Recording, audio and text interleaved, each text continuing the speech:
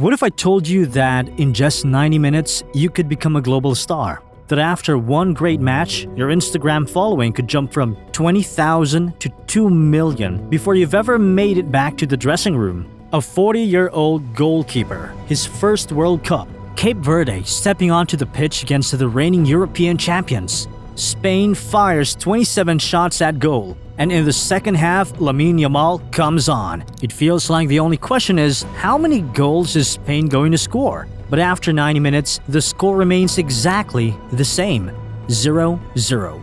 As soon as the final whistle blows, Cape Verde's goalkeeper drops to his knees and starts crying. He is named Player of the Match. The internet explodes, and within the next 24 hours, millions of people begin following him online. At first glance, the reason for those tears seems obvious, but he wasn't crying because of the draw, not because of the Player of the Match award, and not even because of his sudden worldwide fame. In that moment, he was thinking about the people who had introduced him to football but never got to see the biggest match of his life. From Pedri, there is the glance, and there's Vozinha again.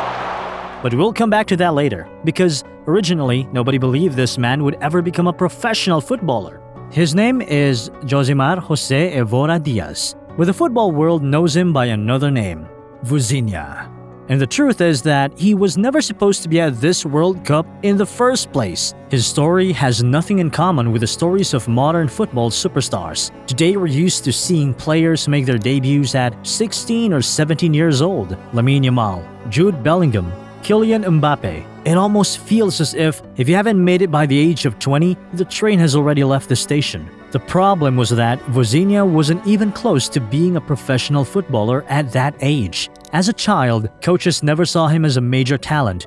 The main reason was his physical attributes. He was simply too short. He didn't look like someone destined to build a serious football career. Only years later did he experience a late growth spurt that completely changed the situation. But even then, there was no rapid rise. And this is where the story becomes truly unusual. Because Vozinha signed his first professional contract at the age of 25, an age when many footballers have already played hundreds of senior matches. Some are winning league titles, some are playing in the Champions League, some are already reaching the peak of their careers. He was only just getting started. After that began the life of a true football nomad. Angola, Moldova, Portugal, Cyprus, Slovakia, and then Portugal again. He changed countries, changed leagues, changed clubs, but the biggest dream always seemed to remain somewhere far ahead. Sometimes it felt completely out of reach, but there was one team where he always felt at home, the Cape Verde national team. In 2012, Vozinha received his first call-up. At the time, very few people took Cape Verde seriously, but soon something happened that changed how the entire continent viewed the country. In the qualifiers for the Africa Cup of Nations, the small island nation sensationally knocked out Cameroon. For African football, it was a huge shock. That was the moment Cape Verde forced the entire continent to pay attention, and Vozinha was part of that story. Year after year, tournament after tournament, he remained with the national team. And 14 years later, something happened that had once seemed impossible. Cape Verde qualified for the World Cup for the first time in their history, and the man who had traveled that entire journey alongside them finally found himself on the biggest stage in football. And there's one more detail that makes this story even more remarkable. When Vozinha walked onto the pitch against Spain, he was 40 years old. But the most surprising part is something else. Years earlier, he had seriously considered retiring from international football. The World Cup felt like a dream that was simply too far away, too unrealistic for someone who had only become a professional footballer at the age of 25. But that dream kept him going.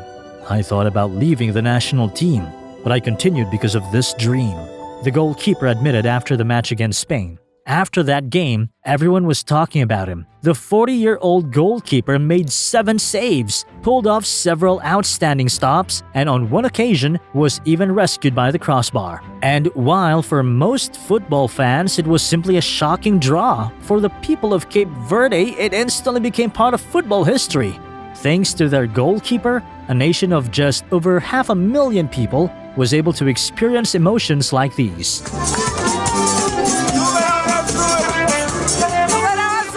But the funniest thing happened after the match. During a flash interview, a journalist showed Vozinha the screen of a mobile phone. Millions of people had followed him on Instagram in a matter of hours. He simply stared at the numbers and couldn't believe what he was seeing. Afterwards, he said, "Everyone thought that we came here just to enjoy the World Cup. But no, we're here to compete. We're here to fight for our country." At that point, it felt as if the story could have ended there. A historic draw against Spain, player of the match, worldwide recognition.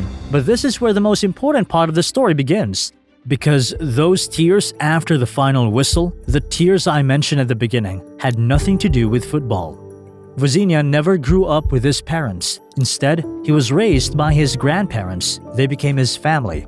They supported him when a professional football career seemed impossible. Even his famous nickname is connected to them. According to one interpretation, Vozinha translates as voice. According to another, it comes from a Portuguese word associated with a grandmother. As he once recalled, "When I was a child, I used to get beaten up a lot. I'd run home, and people would laugh and shout that I was going to tell my grandmother." But the nickname itself is not what matters. What matters is that these were the people who made him who he became. They took him to his first training sessions. They believed in him when nobody else did. But several years ago, they passed away. They never lived to see the World Cup. They never saw the match against Spain. They never saw the moment he had spent decades working towards. As Vozinha himself said after the match, "Unfortunately, they were not here.